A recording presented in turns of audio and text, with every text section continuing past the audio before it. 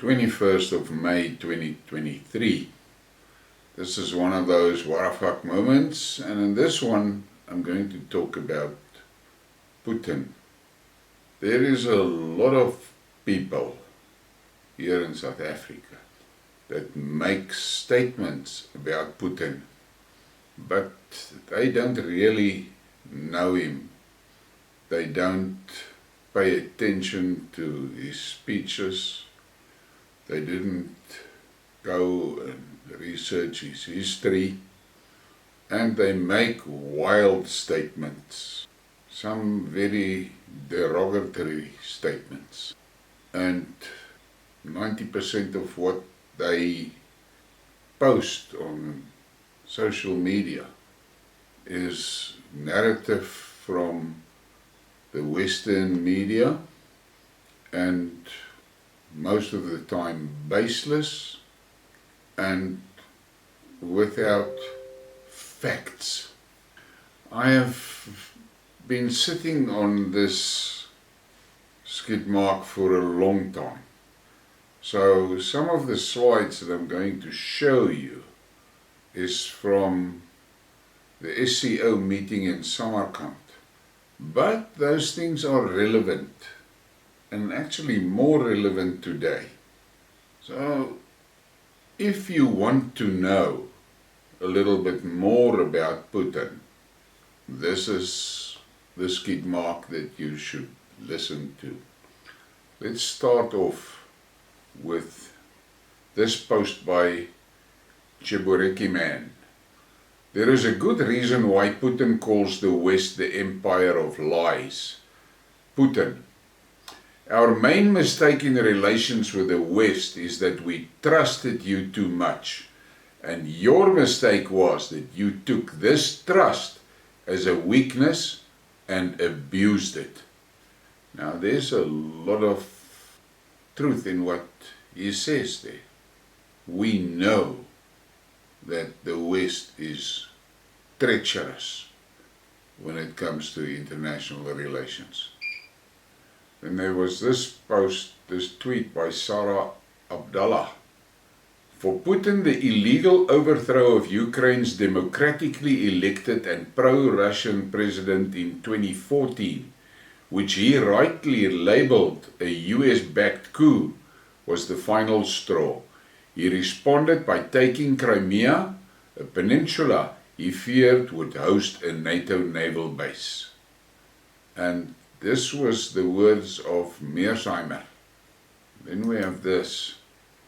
Putin: we saw West's military infrastructure built up, foreign advisors and weapons sent from NATO. Threat grew each day. Russia launched preemptive strike at the aggression. It was forced, timely, and only correct decision made by sovereign, strong and independent country. He was now there referring to the invasion into Ukraine. And then there's this quote from him. Putin: 3 months ago, I had exactly predicted what the West dictator leaders will get if they follow the US policies and put sanctions on Russia. But the Western dictators ignored my warning and put the sanctions. Well, they're getting it now. I warned you. And on that point I want to add this. I listened to an interview around about in late March of 2022. And the interviewer asked Putin why is he not cutting the gas flow to Europe? And his response was that he witnessed the misery of the Russian workers when the oligarchs shut down the factories and shut down businesses under Yeltsin. And he cannot do that to the European population, because his fight is not with the European population, but with the European leadership. Just thought I'll mention that. And then there was this NATO has put its frontline forces on our borders. I think it's obvious that NATO represents a serious provocation that reduces the level of mutual trust. Against whom is this expansion intended? They are trying to impose new dividing lines and walls on us. But the Western leadership are too arrogant to listen. This is just a little bit trivia. President Putin tries his hand at falconry while visiting an ornithology center in Russia's Far East. The president had a chance to go falconeering. Humorously, the bird of prey refused to let go of the Russian leader's hand. He muttered, "He likes me," Putin quipped. And then we get to that Samarkand meeting. Putin proclaims a new doctrine of pan-Russian nation. We will defend the Russians wherever they are oppressed. Russian President Putin today approved a new foreign policy doctrine, the concept of Russian cosmos. It now points to Lithuania, Latvia and Estonia. And I have said it many times, those three Baltic countries, they are extremely aggressive. And once Putin is done in the Ukraine, they are going to have a problem. And there was this quote from Putin. Europe achieved a level of industry, people's quality of life, social and economic stability. All this is thrown into the furnace of the sanctions furnace, consumed at the behest of Washington in the name of the notorious Euro-Atlantic unity. Well, we know that is true. And then there was this speech of his. Putin on the global trends, irreversible changes to international relations. Here is a breakdown of Vladimir Putin's speech so far. Russia is sovereign state and will defend interests. Western sanctions fever threatening world economic crisis not going away after the pandemic. Entire system of international relations has changed, the world order trying to be maintained by changing the rules. Sanctions on Russia are closing down businesses in Europe. Russia is coping with economic and tech aggression from the West. Inflation breaking records in developed countries. Russia looking at around 12%. Ruble and yuan will be used for gas payments. Role of Asia Pacific significantly increased. Russia played its part in the grain exports leaving Ukraine, but shipments went to the EU nations and not developing countries. And we know that. And there's been many reports on that. Putin, the welfare of golden billion ignored. Vladimir Putin says the US, UK and EU are facing social and economic crisis as their leaders neglect the needs of their own population. And we know that is true. We can see it, how the European economy is absolutely sinking into the pits, and the UK the same, and America is heading down too. Putin, Western countries are trying to maintain an old world order. The West wants to make everybody live by their so-called rules, despite the fact that the West is often in breach of these very rules and try to change them to suit their purposes. When other countries refuses to follow this diktat and arbitrary rule, the Western elites, to put it bluntly, simply lose it. They take nearsighted, foolhardy decisions. These decisions run counter to the interest of nations and people, and in particular the interest of the people of these Western countries. And how true is that? That is exactly what is happening. And there was this. Western dominance is dwindling. With it catching sanctions fever as it sought to impose its will on other nations. The West deceives poorer nations, pretending it wants to help, while only doing what is in their own interest, as exemplified by the Ukraine grain export deal. And we know that grain that is going out of Ukraine don't go to the poor countries, they go to Europe. And this was Putin at laying that wreath for the soldiers that died in World War II.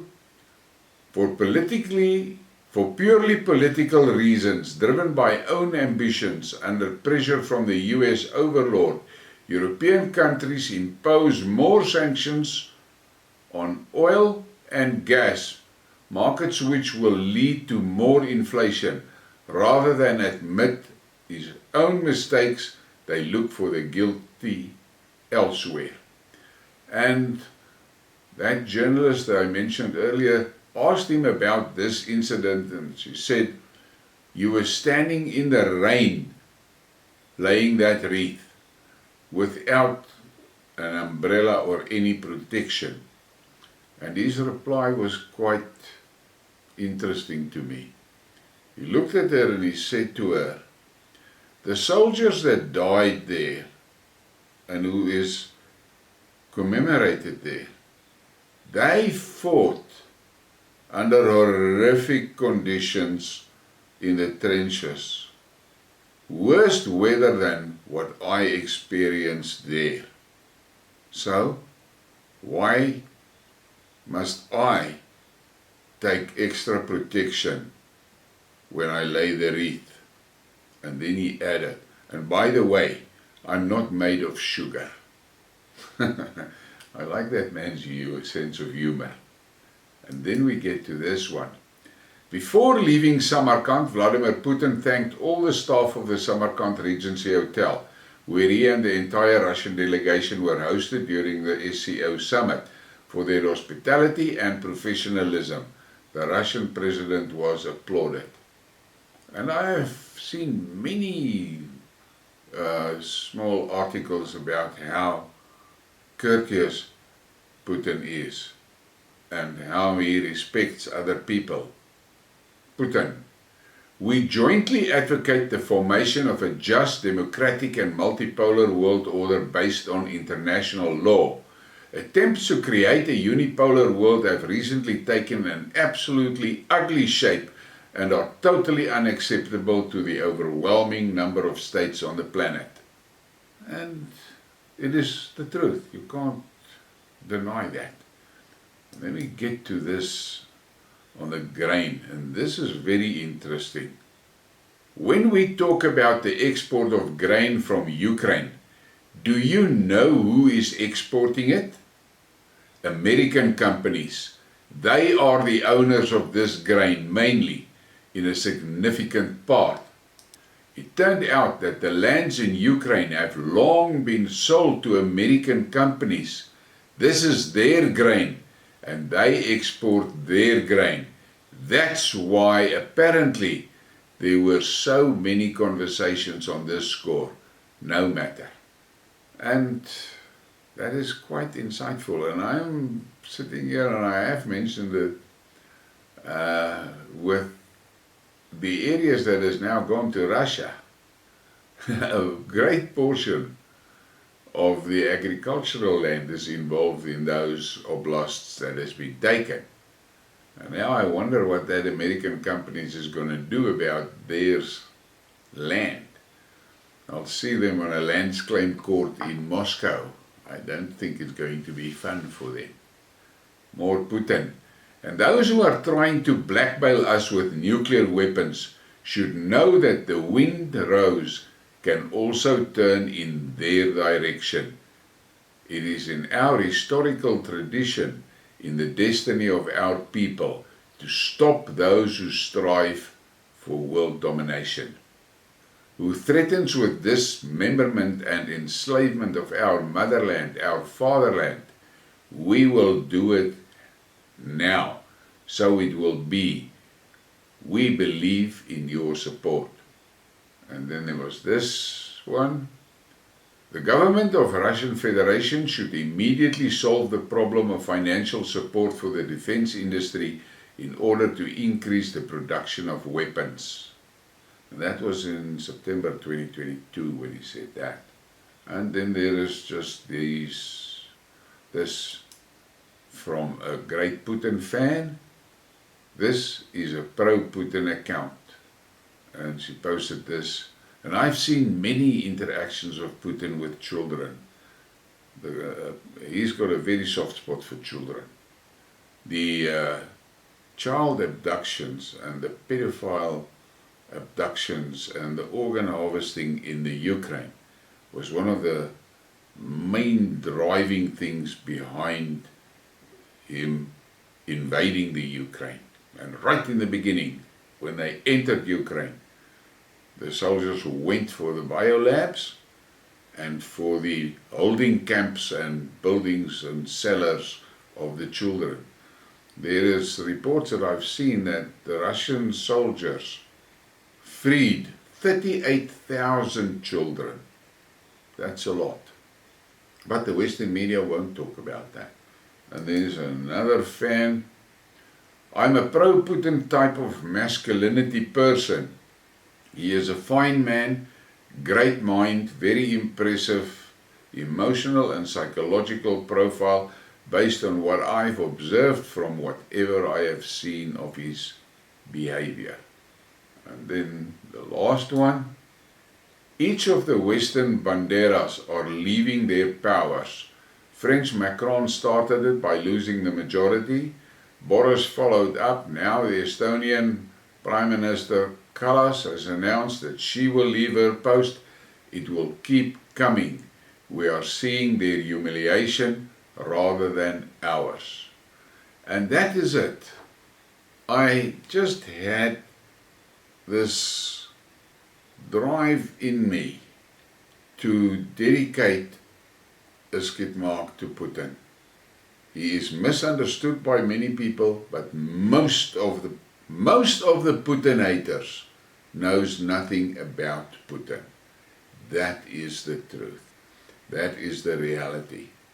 And I still believe that the Western arrogance has led to this fiasco in Ukraine. They should have listened to what Putin was talking about when he was warning them about the fact that NATO was encroaching on the Russian borders. And that is it. And this is where we sit today.